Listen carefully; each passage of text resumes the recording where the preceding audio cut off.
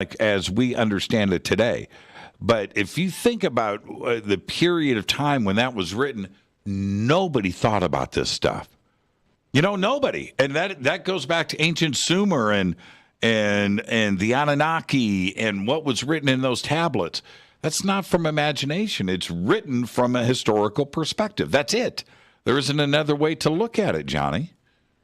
Yeah, Jimmy, there's a lot of stuff that's been hidden on this earth, and there's a lot of knowledge that's been put aside. I had some conversations with some of my contacts who are involved in academia. They're interested in these subjects and in different crowds in Europe, and some of them are connected to some wealthy families, even royal houses.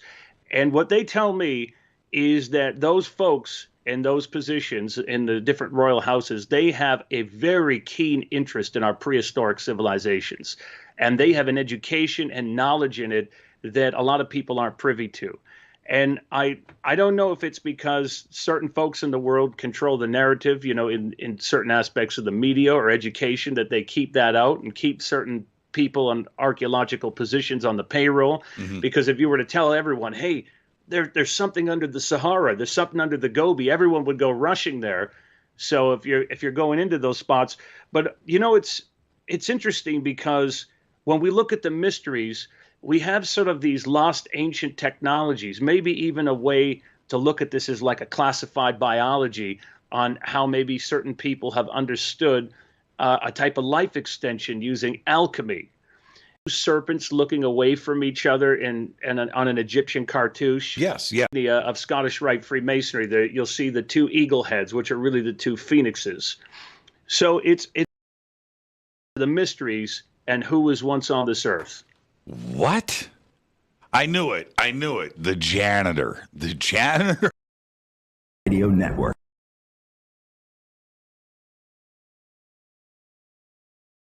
Welcome back. Fade to Black. I am your host, Jimmy Church. Smooth. Our guest tonight, Johnny Enoch. It is, we're doing all of those world updates tonight, and we'll get back to that in a second. And then tomorrow night is our fader. Our calls here from all of you faders, what you asked Santa to bring tonight. And I'll have some special Johnny. And Johnny, on your series over at Gaia, Mystery Teachings, are these subjects covered? And I know that you've got a new season coming out, too. Yeah, well, thanks for asking, Jimmy. These are subjects we cover. So we talk about immortality, Saint Germain, the mystery of the ever-burning lamps. We go into, everything from reincarnation to what we're talking about right now, esoteric symbolism and how it relates to Atlantis and Lemuria. I think that if you like these subjects, in the country, you're meeting fascinating people. I look at it, when the student's ready, the teacher does appear. It's easy for me to live in Europe because my fiance, Zuzana, lives there, and I love it. I mean, we have a wonderful time in Budapest.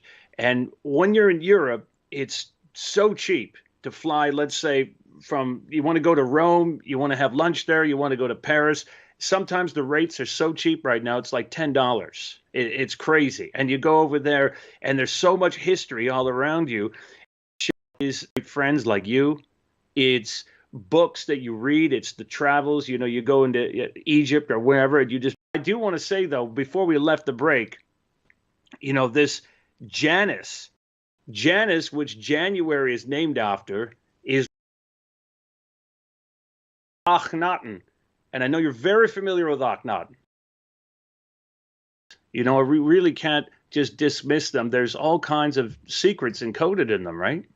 Apparently, it goes back to Atlantis, and that's where the communication and teachings were spread.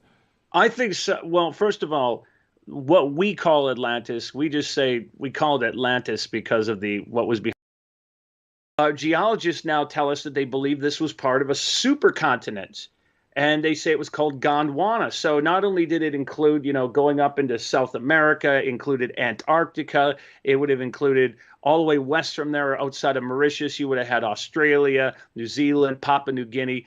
And it starts to make sense if we look at it like that why when we go into places like Peru, which I know you have a great interest in, when you go up to the area where our friend Brian Forrester is, or up in Lake Titicaca, 12,500 feet above sea level, and there's fossilized seashells in there, fossilized seahorses. Okay, so we know that the Andes are relatively new mountains, and someone managed to get up there quick enough to build walls around the place. Now, if this was the case, would we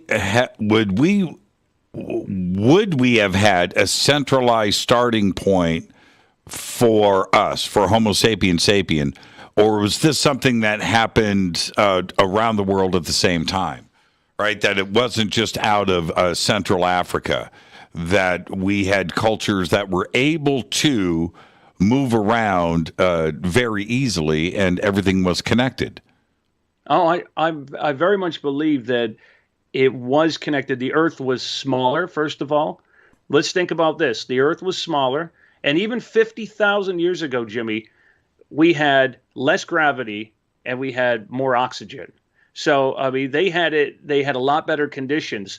Look at the pyramidal culture we have around the world. I know you know this because you're a pyramid. But you know, who knows? Maybe octopuses came from 50 billion light years away from here. You know, 700 million years ago or something. You know, they're so strange. Did you see that in the news that they just said that they're giving them these rights? You know, sentient rights in the UK. Yes. That's it. They are now protected, and of course the papers that were published a couple of years ago about octopi that they're too unique on this planet, that they had to have come from somewhere else. They didn't evolve here. They can change color. A lot of them, and they have these. Yeah, they're very, very advanced. And you know, even like what dolphins can do, they can create this like sonar aspect of a sound, create an echo, and then it creates this imaging, so they could move very fast. I believe we have the ability to evolve to that level. And you know, there's all kinds of interesting things we learn when we look even at nature. But you know, that's an interesting point when you start to see how things are evolving on this planet, Jimmy, because it's, you know, from what I gather in the conversations I get from knowledgeable folks, we seem to be this very interesting experiment in a petri dish. I mean, we're in the middle of nowhere when it comes to space. You know, we're in the backwoods. Have you heard that before? Yes. So what are they telling you? Who are we the experiment of? Well, that's actually very interesting. You should say that, because you know how you and I were talking at the beginning of the show that, you know, we've had help.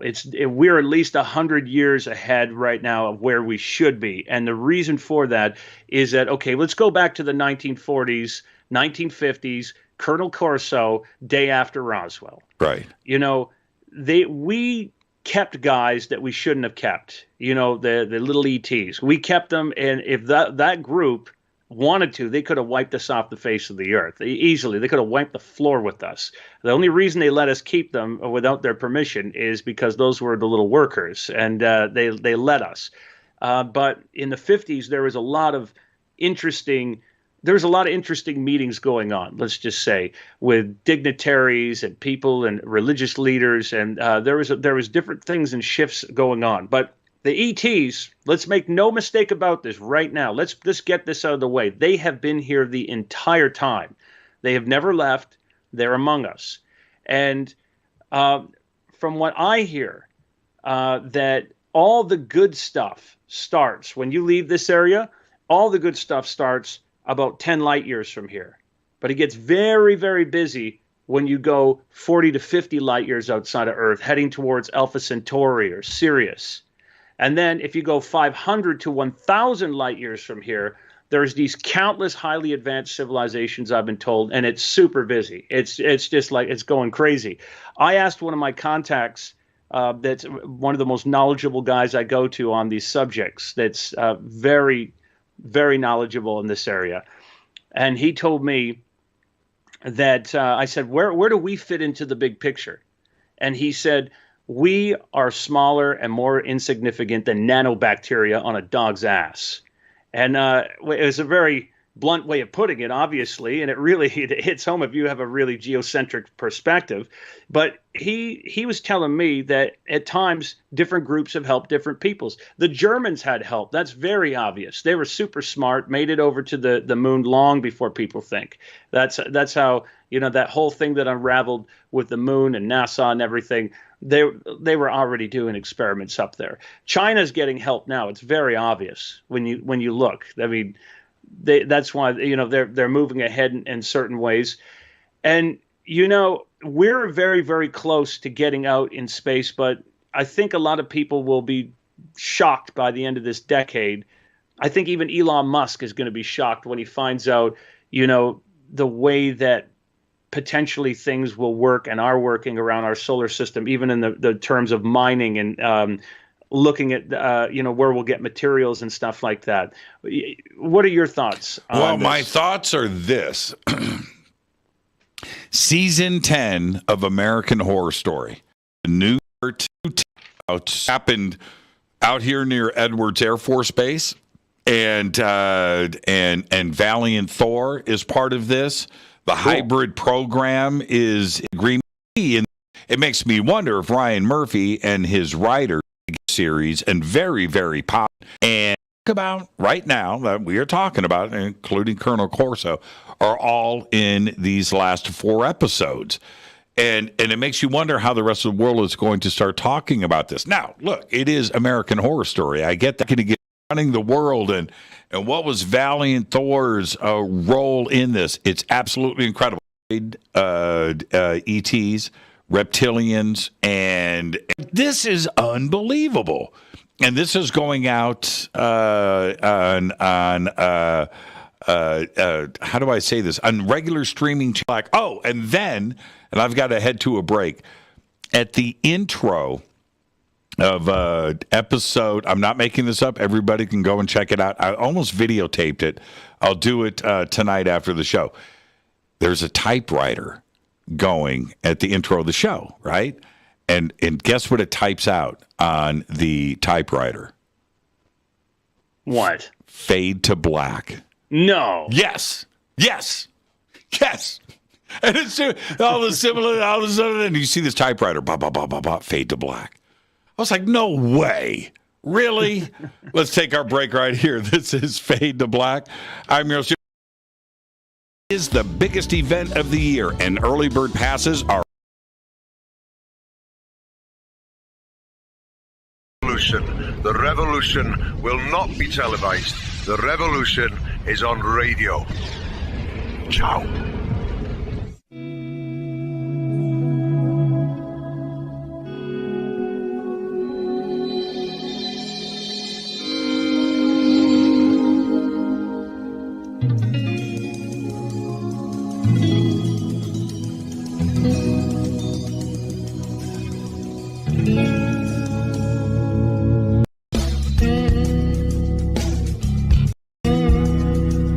Welcome back, Fade to Black. I'm your host, Jimmy Church. Tonight, Johnny Enoch is with us.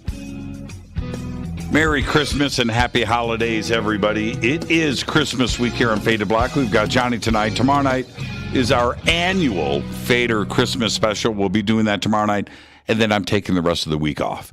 That's right. I've got stuff to do, like rest and work. Are you prepared for the holidays, Johnny?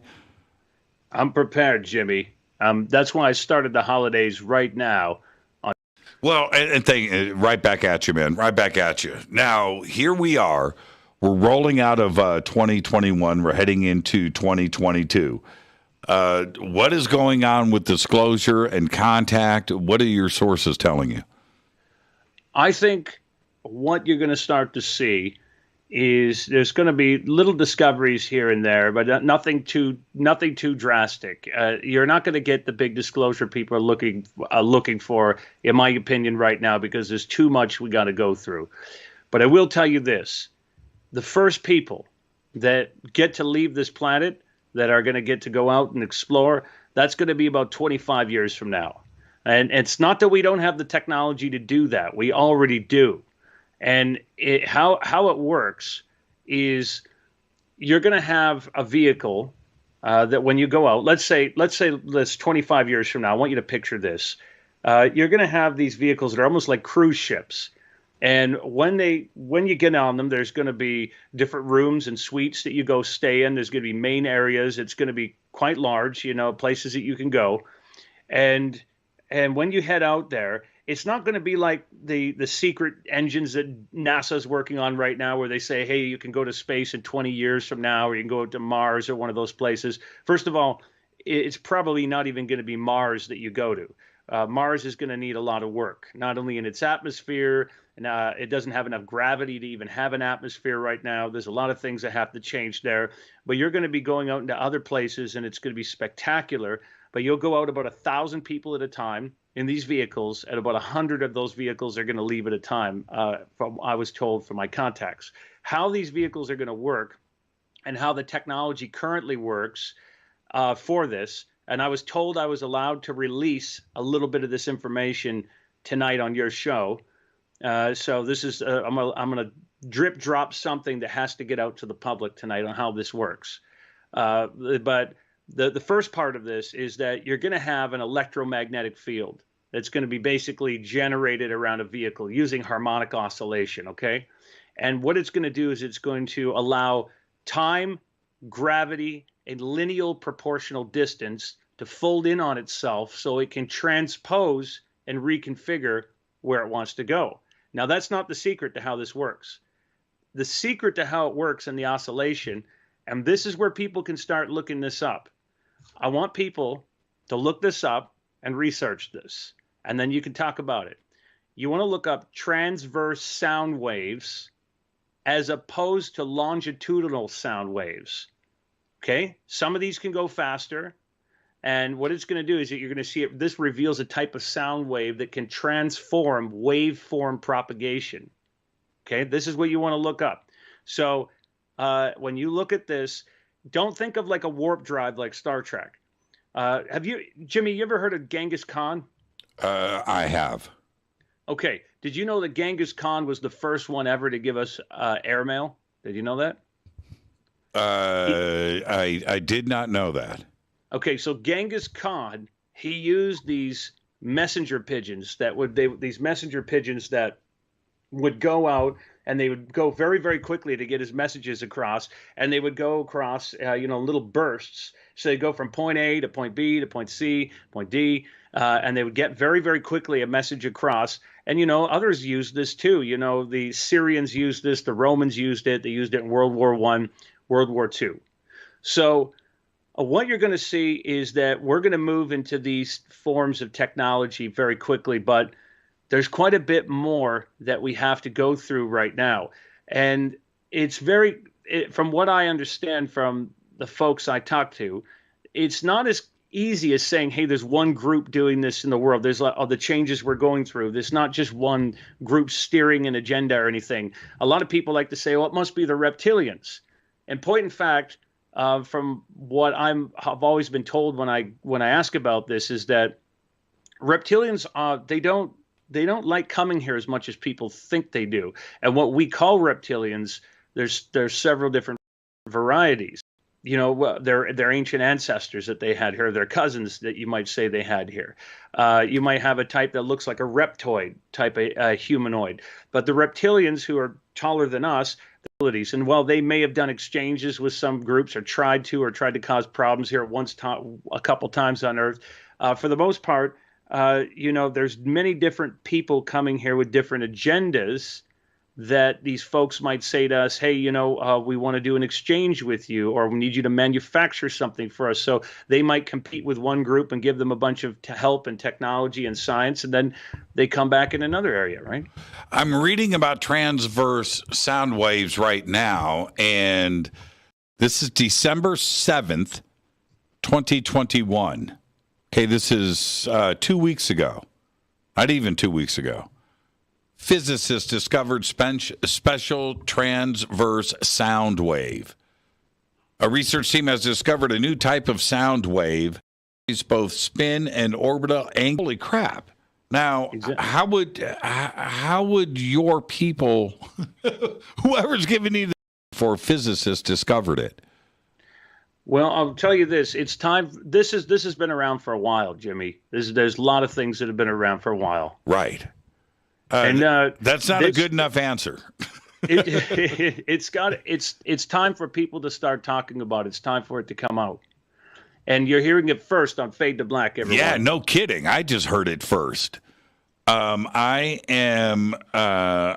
blown away. Okay, so let's get back to this system then. Okay, so you said that there were 3 elements to the travel of these cruise ships in 25 years. What were the 3? Well, we have a lot to go through. First of all, I mean, the things that we are going to go through, even in the next 15 years, are going to be shocking to people.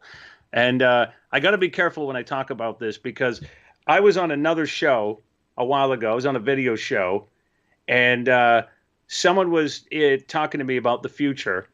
And Zuzana had given me a gift. There's everywhere you go in Europe, the brands are so, cheap, like Armani and all that. She gave me a sweater. It said Armani. And someone in the comments said, this guy says Armani. It says A at the beginning of his shirt and I at the end. He's promoting AI. And I was like, no, I'm not promoting AI. But I want to say, going into the future, there's a lot of interesting things that are going to shift. And, people like to talk about transhumanism and all those kinds of things. I'm not out there promoting transhumanism. I just think that right now we're already in it. We already have AI, which is machine learning, and strange things that we're about to go through as we're talking about things like the metaverse and new transitions and concepts. But everything that we know about our current civilization is changing. I mean, you can't even deny that when you travel right now, that's not changing, or of the politics of the world, how you travel, how you interact. When you go to a restaurant, we're going into biometrics, we're going into biosynthetics right now. And this is something that's been transitioning by design that way. And, if I could tell you this, I want to tell you, without getting into too specific details, you're going to see some things that are going to start to kick off around January, February of this next year. You're going to notice changes happening in Russia. You're going to notice Russia is going to move into Eastern Europe in the next 5 years, and they're already making noise about that. You're going to notice China's talking about making big moves right now, and this is going to affect us technologically and everything and how the world works. Have you noticed that Xi, who is from China, that he's now dressing in that Mao outfit? Have you seen that? I don't. I try not to pay attention. I try not to, and you know why? It just fills me full of dread and negativity, right? And but I try to focus in the now. But I do want to hear what you're talking about. Yeah, this is my message to people: is that the hard part about telling people to stay positive and to stay optimistic about our future is that when you talk about things that may be happening, that some people start saying, well, you're promoting it. You must be one of these guys that's in on the. No, it's we're all in this, trying to get through it one day at a time, all the annoyances when we travel, all these sort of things. But, what we're looking at right now is that we are moving into a new era where we have to start talking about things like AI, like robots, like things that are going to change the nanotechnology that's there, and it's there in a big way. And as the world shifts and changes, as I was just talking about, there's going to be some big changes that are going to unfold in the next 3 to 4 years, major changes.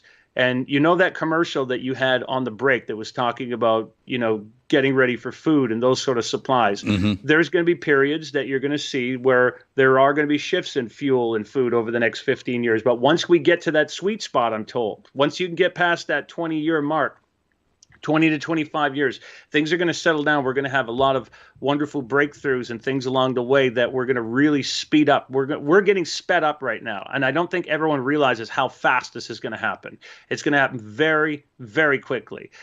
You're going to have replicators in your house. That is like a 3D printer that's going to be able to print your coffee cup with the coffee in it.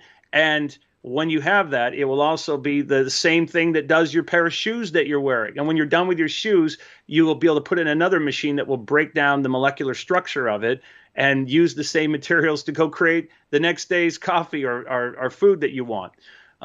Because of the shifts that we're seeing around the world, I have a friend of mine named Bob that lives over in Mexico, and he trades commodities. He's looking at grains. He's looking at these sort of things around the world. We're noticing that crops are changing. Food is changing. You're going to find there's like 3D lab, 3D, or not only 3D printed, but like a piece of muscular animal flesh that's grown from animal cells that you're going to see. It's going to be lab grown meat is going to be what's mainly available by the end of the decade.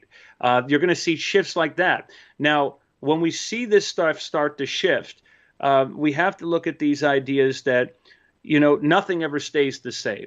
It shifts very quickly. And one thing that I think is going to be the most shocking for people is that when you see that how much AI is going to become a part of our lives as it already is, and the dangers of it. So, Jimmy, I know you've got a lot of thoughts on this. I do. Well, I had just read yesterday, and I wasn't aware of this, but China has successfully 3D printed a new heart for somebody with biological material, and the stem cells and the genetic makeup of this heart were taken from the patient that was receiving the heart, and they 3D printed an actual heart out of biological material.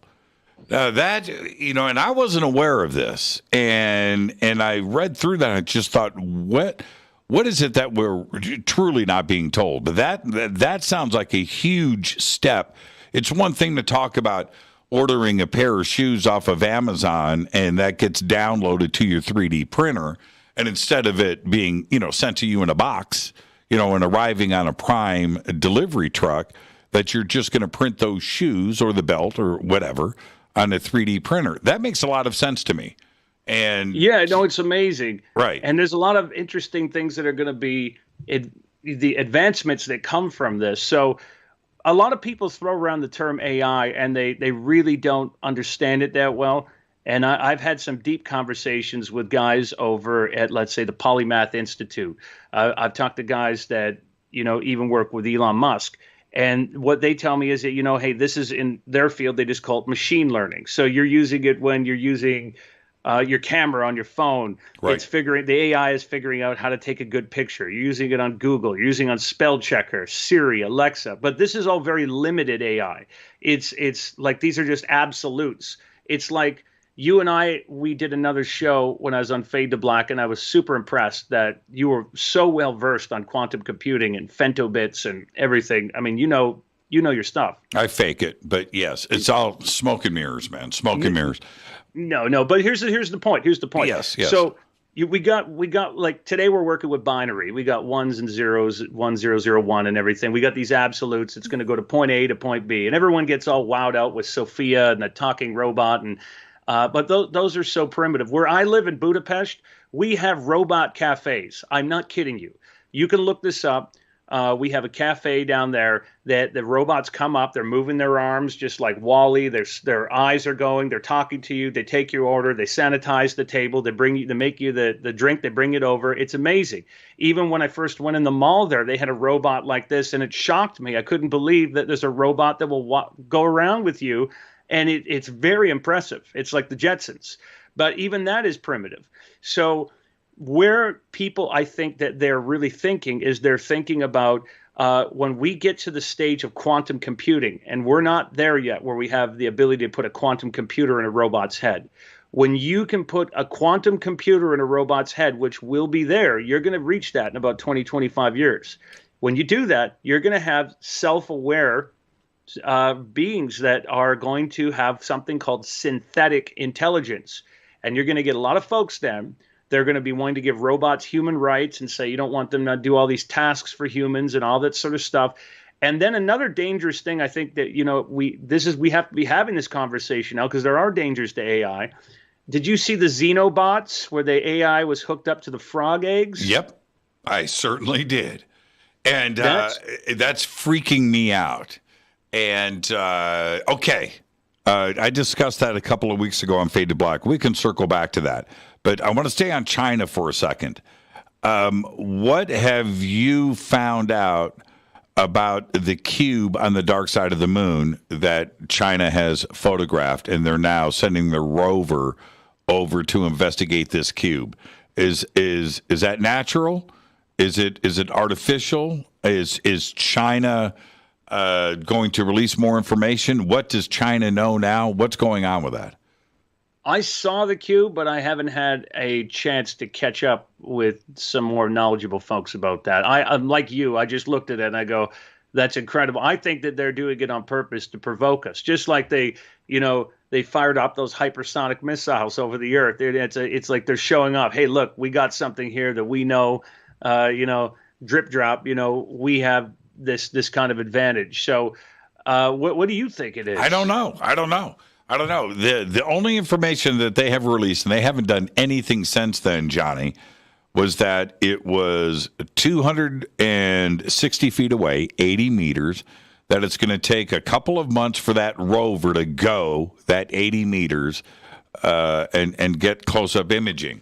Now, there is no way that they are not looking at new images and that they aren't, shooting video every single day and capturing images as this rover makes its way over to this object.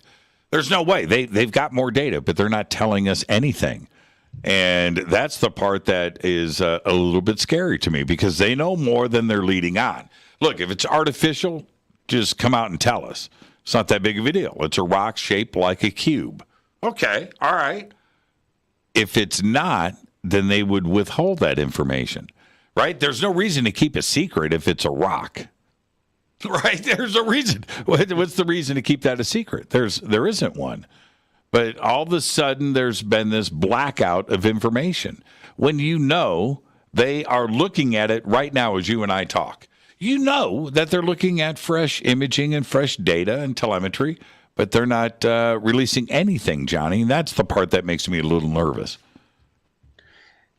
Yeah, the whole subject of what's going on in space and who's involved there is rather shocking. And I think it's not just a so-called secret space program. I think that there's some very industrial things going on that are happening already. And I think even Elon Musk, again, I think he's going to be very shocked to find out how far even some of the groups on Earth are ahead in these areas and what's been going on. And I do think that, one day Elon Musk will be remembered in the distant future when he's done all the great things he is doing and will do.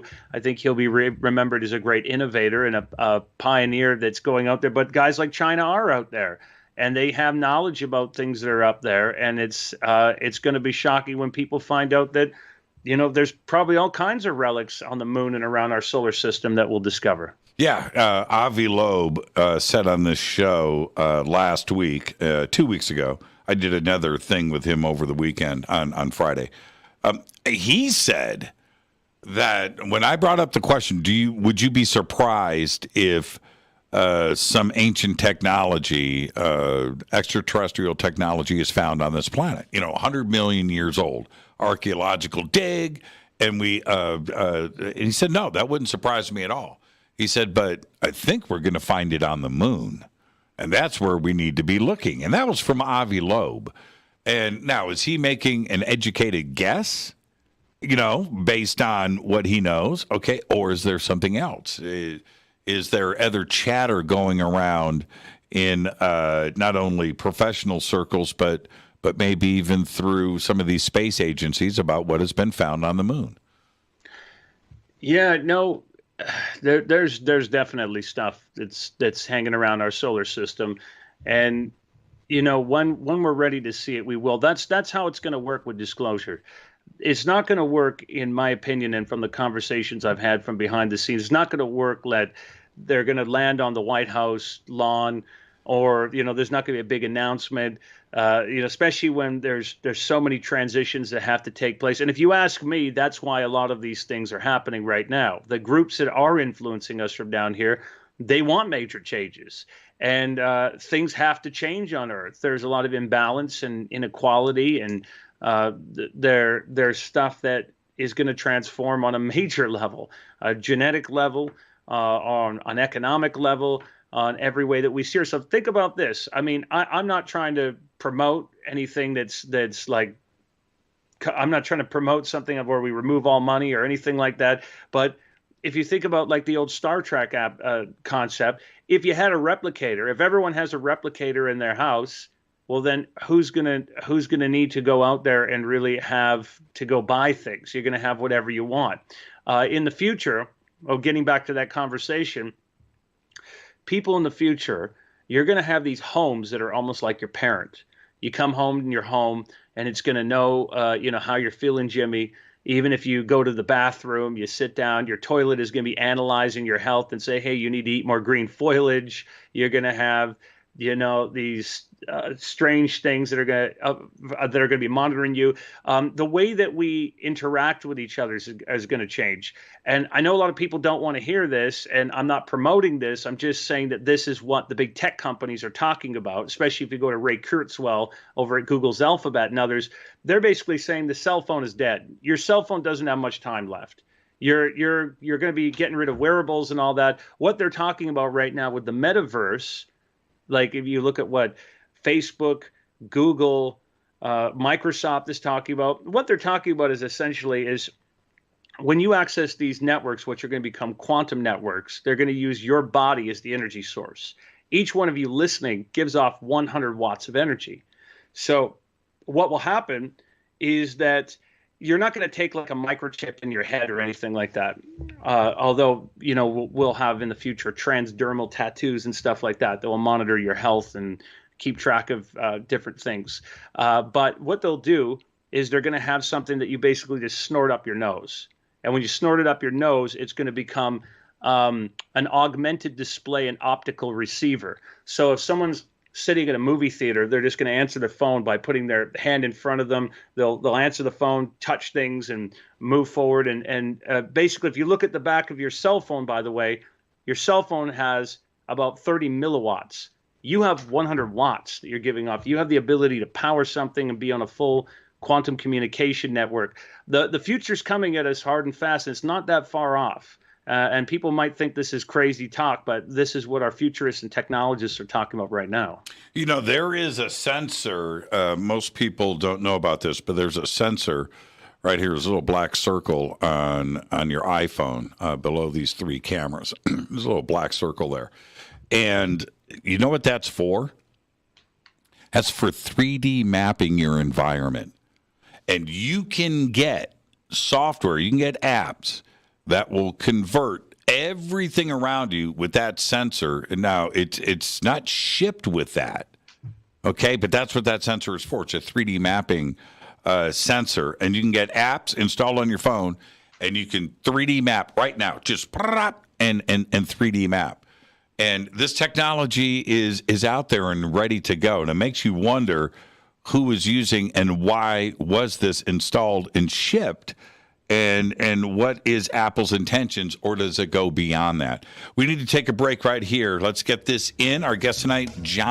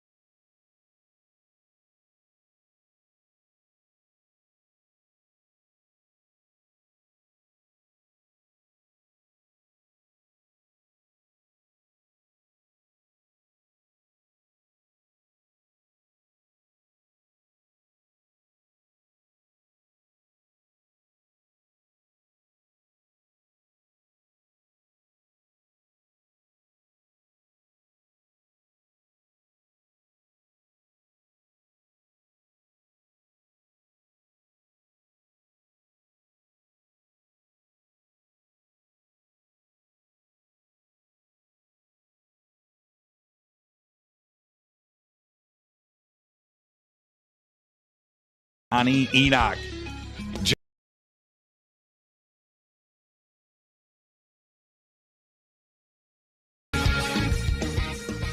Welcome back, Fade to Black. I'm your host, Jimmy Church. Merry Christmas. Happy holidays, everyone.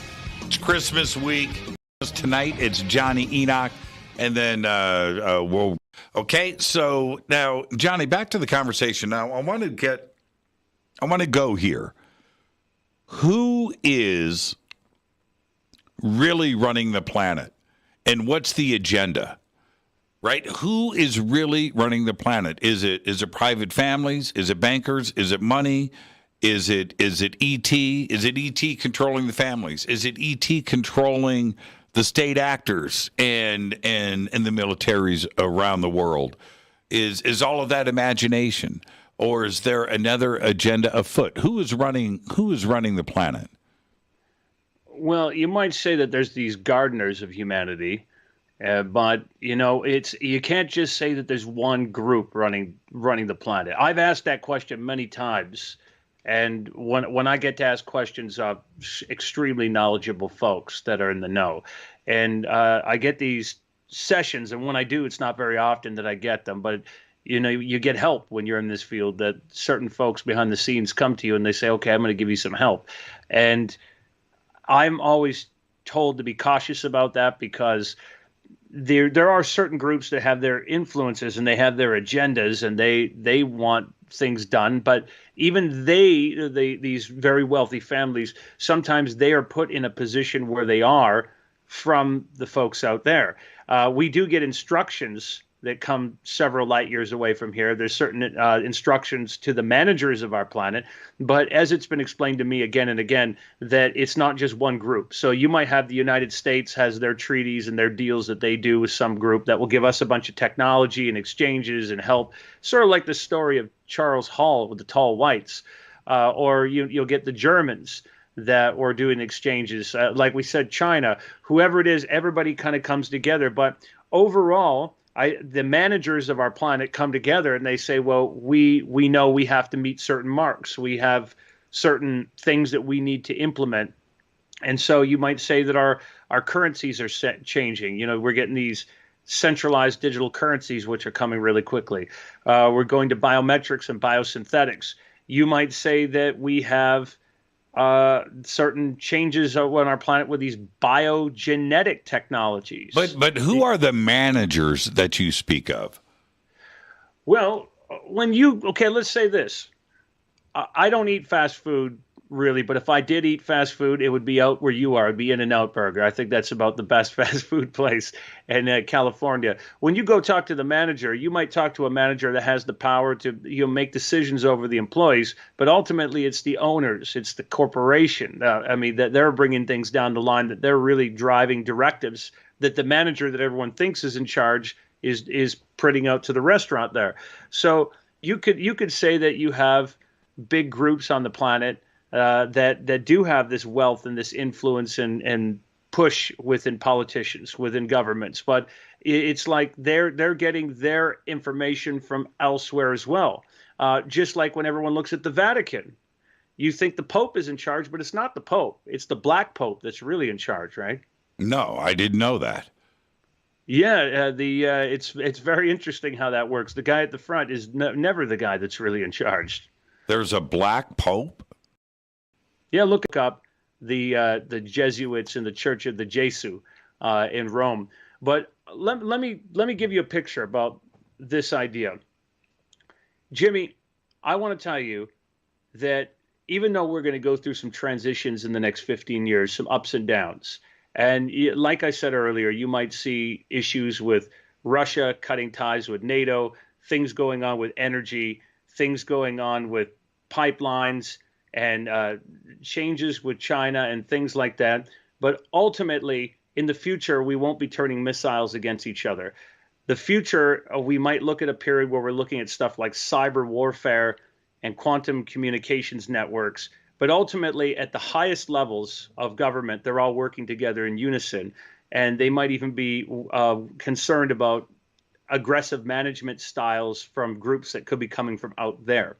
Also, with that being said, I think we're going to move into a period in the future where we will have a greater peace and understanding and working together and moving into that direction ultimately. So we might start to see that we might start to find out that we have been getting help and direction from out there. This big movement that is happening with it's the main subject today. With the Senate, with the Department of Defense, with the ODNI, UAPs, UFOs, what have you, the new legislation, the new NDAA, and the budget that was just passed and signed off on. We also have the media speaking about things in a different way. Why is this happening now? What is the agenda with this constant UFO conversation? Not only out of Washington, D.C., but I'm talking about Capitol Hill, but the military and the media. It's all happening at the same time. Who's doing that?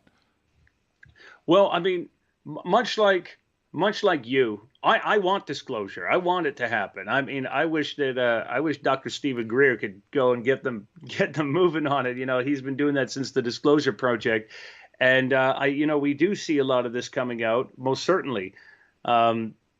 But, it could be another way of these groups kind of slowly just acknowledging it, teasing us a bit, coaxing us along, or showing other groups around the world that, hey, we have our own knowledge of this. It's not just you guys that have the knowledge of this.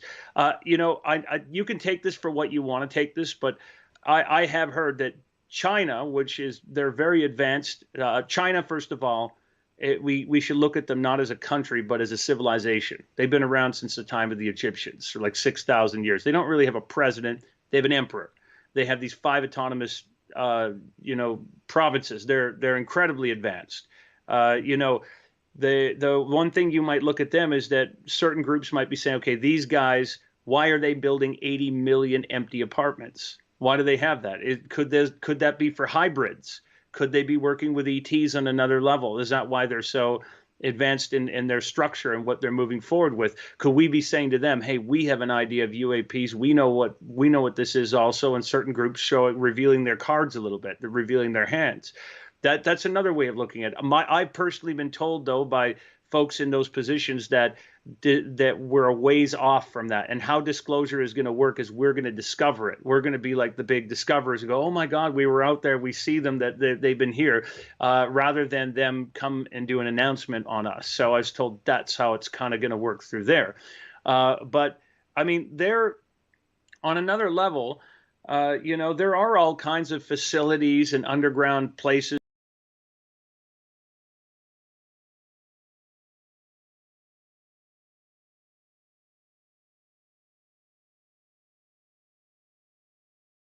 where we study these things. We know they exist. You've talked to enough people, whether you're talking to a Rick Doty or you're talking to a Dr. Stephen Greer or someone who has lots of files and information on this. It's rather incredible. But look at all these underground facilities we have. When's the last time that you were flying out to Denver, Colorado?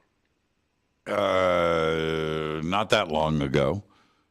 Okay, so when you've been flying out to Denver, Colorado, there's all kinds of strange murals and depictions in that airport, right? Well, okay, I'm gonna jump in. I was last week. I'm flying to New York, and had to change planes. And I was sitting, I don't want to say why or anything like that, but let's just say I'm in the front row. Okay? All right, that's how I fly. Okay, so I'm in the front row. And in front of me are the 2 flight attendants, and we're landing at DIA. And the 2 flight attendants are talking. And I'm overhearing, and so one of the older flight attendant speaking to the younger one, she goes, I just hear her say, oh yeah, there's all kinds of underground tunnels that are underneath DIA, and there are these paintings, and there are that. I'm like, this is a flight attendant talking to another flight attendant right now. and they don't know who I am. And I'm listening to this conversation. Now, of course, I've been through Denver. I've seen the paintings. I've heard the rumors. I remember when the airport first opened and why it was located where it was and all these things that were going around in our circles. So, yes, I've been up on it since the very beginning. But it was very interesting for me to hear this flight attendant educating the other flight attendant about what she knew about DIA. Now, this is not a guest on Fade to Black. This is not Johnny Enoch. This is a flight attendant speaking to another flight attendant. And I didn't speak up. I wanted to jump in, Johnny, so bad. Oh, yeah. No, I didn't. But I was very shocked to hear this conversation go down between the two of them. I can't say who the airline was. I'm not going to go through any of that and get into a strange position. I'm not going to do that. But yes, this flight attendant was fully uploading and downloading this other flight attendant. It was amazing. Yeah, well, exactly. It's real. It's been there. It opened up in '94, and what happened is that if you want to see the evidence of it, first of all, when you're driving up to Denver Airport, when you drive up there, you'll notice these big piles of dirt everywhere, scattered in the fields and just all over the place. It doesn't make sense. There's just these huge mounds of dirt. That's all from the drilling that they were doing. So what they did is they drilled under that, and it's actually quite interesting why they built that there, because they drilled under it and they went way deep under there. And they put a train system under there. So it's something like, what is it? 60 miles west of there. You go up there, you're in the Rockies. And what I was told is that there's a 2,000-mile long base that's in the Rockies that's the default capital for the United States. If things go wrong, this is where everyone flies up. That's the headquarters where the president, the chiefs of staff, all of them go up to, and they fly up into that area and go under there. And it's safe because the four corners of the United States will be the safest. If you go look up into Colorado, what would that be? Nevada, Arizona, maybe New Mexico, those kind of things. Well, here's the thing. There's another one of those that we have. First of all, the United States is covered with huge underground facilities like that look at UFOs, that look at these kind of activities. But there's another huge one that is a replica of Washington, D.C., that I've been told that exists between Argentina and Brazil, and has 5 layers for 5 leaders of countries to go underneath it. And in some of these facilities that they have, it's more like military barracks. It's very militaristic, but they have some of them that are almost like lifestyle ones that are, they have like artificial mountains with water that has different temperatures and different types of fish in them and stuff that are very, very highly advanced, and ways that they can sustain themselves. But how much have you heard about them studying these, zoological creatures or UFOs in some of these? Well, don't worry about what I want to know what you know. I don't know nothing. I'm so impressed. No. So you're saying, and this is where we do and conduct a lot of studies in these areas in that realm. Now, I'm not concerned about World War III. I just don't think that's ever going to happen. I just don't, for a lot of different reasons. But something cosmic going down, an asteroid or a comet impact, where would you want to be if something like that went down? Well, the Andes is not a bad choice, right? It's not a bad choice. South America, Australia. Right, it's big, and Australia would be good. Well, and I'll tell you why. It's location and things, yes, but the ability to build and construct something there in private, you could get away with it because there's not that, and you could do the same thing in South America where it just isn't a bunch of people to observe some clandestine construction going on. A big clandestine construction. You can't get away with that in the United States. You couldn't get away with that in Europe. There's too many people to see what you're doing. But I like your point about Australia and between Argentina and Brazil. Those are two remote locations where you could get this kind of stuff built. You really could. But you know, this is going to sound a little far out there for people if they don't already think some of this is far out there. But I don't think we should hold back. This is fade to black. Okay, so let's go. Fade to black. So just like the typewriter on that show you were saying. So there's lots of folks that are coming here already. I mean, we live on the denser outer edges of the universe. And the folks that are coming here, they're not always staying here in the way that we think they are. First of all, we have a lot of real estate under the ocean. Under Ukraine, but what they're doing is they push in, they get resistance, and they back off.